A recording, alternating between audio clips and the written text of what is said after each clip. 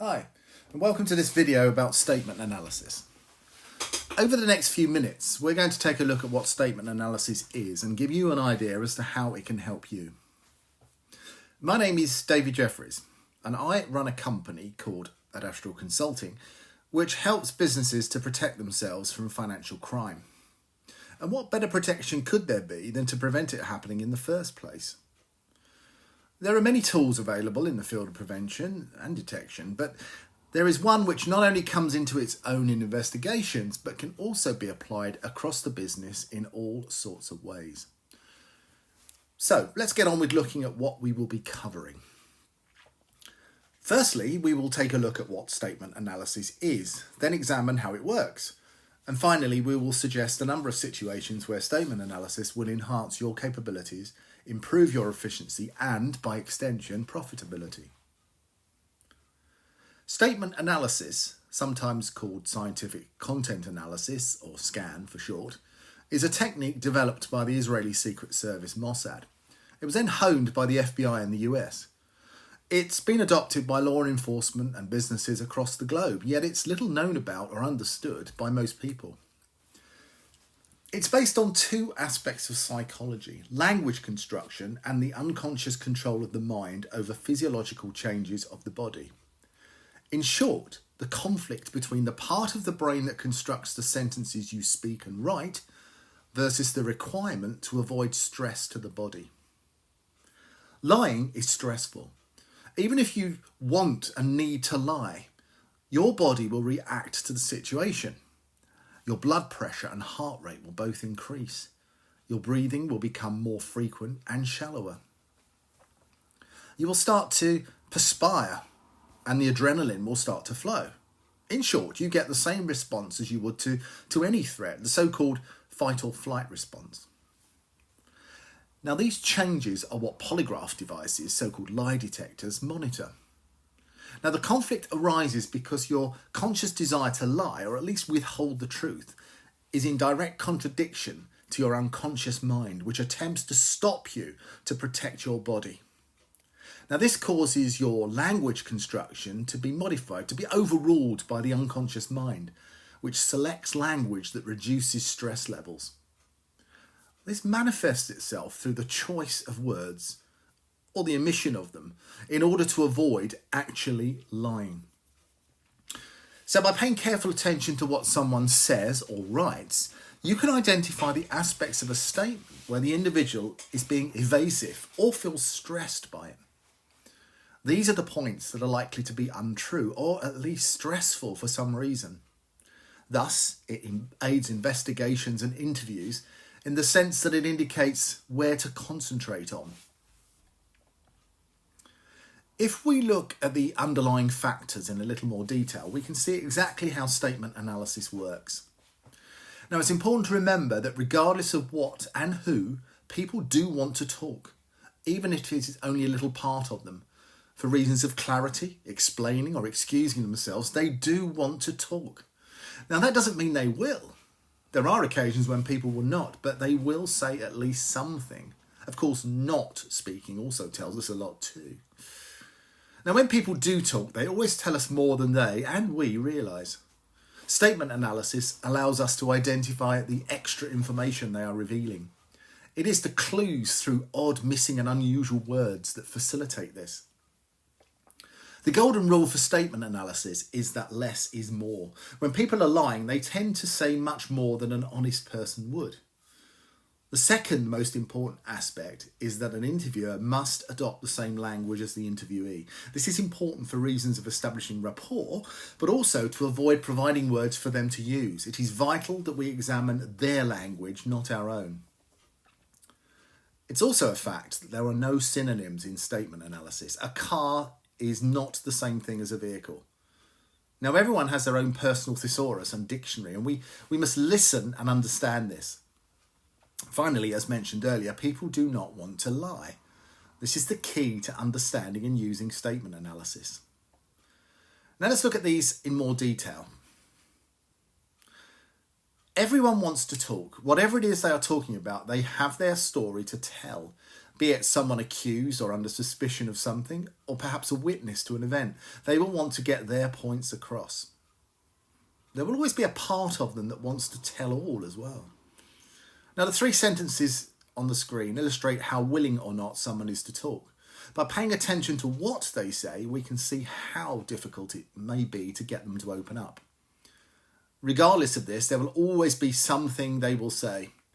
The skill is getting them to say it. That will require both building rapport and by choosing the right questions to ask. Be prepared by having a number of approaches ready before you start. Ask yourself, if I find they are less willing, how shall I ask them? When they start speaking, or indeed writing, you need to be able to spot and react accordingly. There are 3 things we need to remember. What they say will be of interest to us, both in terms of the information they give us, but also the way in which they say it. Whether it's a live interview, a recorded interview, or a written statement, the process is exactly the same. They will find it difficult to withhold information, and they will reveal much more than they realise. Statement analysis allows us to identify what it is they are telling us beyond the obvious. We do that by looking at the words they use or omit. We already mentioned the quantity of words used. This is very important. Deceptive people need to convince you and themselves of their lie. Therefore, they provide much more information than an honest person would. Asked if they drink alcohol, an honest person would say no, or at most, I don't drink alcohol. A dishonest person would add a qualifying element such as, I don't drink alcohol at all. The at all is superfluous. In this case, yes, it is from a real interview. The person eventually admitted he did have the occasional drink. But what are the actual words chosen? Again, as we already mentioned, everyone has their own individual lexicon. Words have individual meanings. For example, all of these word pairings in a thesaurus are presented as meaning the same. But if we stop to think about it, they're not. That's what a thesaurus is for, to select a word that, whilst fits the sentence, adds or changes a meaning to that sentence. Similarly, if someone talks about my car while they are driving along, it may become the vehicle if it breaks down. Now, this illustrates a change in circumstance. In this case, it's a reasonable change. Once it became useless, the speaker distanced himself from a mode of transport to a useless heap of metal when he or she got stranded. However, if someone were in an argument and they drew my gun, who later went on to say that the weapon went off, then we have an issue. They are now distancing themselves from the situation and indeed the weapon, the gun. It also shows that they are avoiding the firing aspect as well, as they use passive language in terms of the gun. Guns do not go off. They are fired by someone. Someone pulls that trigger.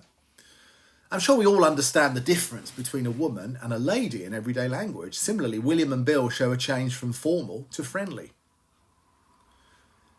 If people have to lie, then we must remember that they do not want to.